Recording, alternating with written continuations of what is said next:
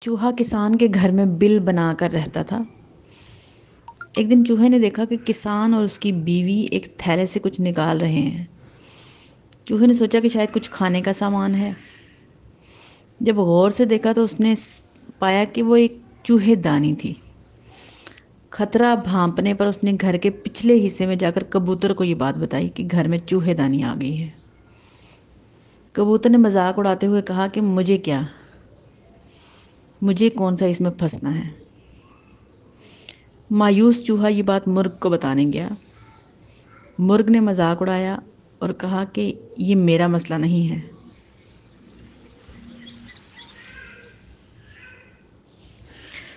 چوہا پھر مایوس ہوا اور واپس جا کر بکرے کو یہ بات بتائی۔ بکرا ہنستے ہنستے لوٹ پوٹ ہو گیا۔ اسی رات چوہے دانی میں کھٹاک کی آواز ہوئی، جس میں ایک زہریلا سانپ پھنس گیا۔ اندھیرے میں اس کی دم کو چوہا سمجھ کر کسان کی بیوی نے اس کو نکالا اور سانپ نے اسے ڈس لیا۔ طبیعت بگڑنے پر کسان نے حکیم کو بلوایا۔ حکیم نے اسے کبوتر کا سوپ پلانے کا مشورہ دیا۔ کبوتر ابھی برتن میں ابل رہا تھا۔ خبر سن کر کسان کے کئی رشتہ دار ملنے آئے، جن کے کھانے کے انتظام کے لیے مرغ کو ذبح کیا گیا۔ کچھ دنوں بعد کسان کی بیوی مر گئی۔ جنازہ اور موت کی ضیافت میں بکرا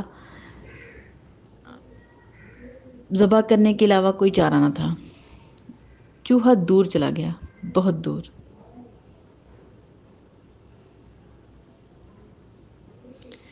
سماج کا ایک عضو، ایک طبقہ، ایک شہری خطرے میں ہو تو پورا ملک خطرے میں ہوتا ہے۔ خود تک محدود تو نہیں رہ سکتا بندہ، دوسروں کا احساس کرنا پڑتا ہے، ورنہ اپنی باری کا انتظار کرنا پڑتا ہے۔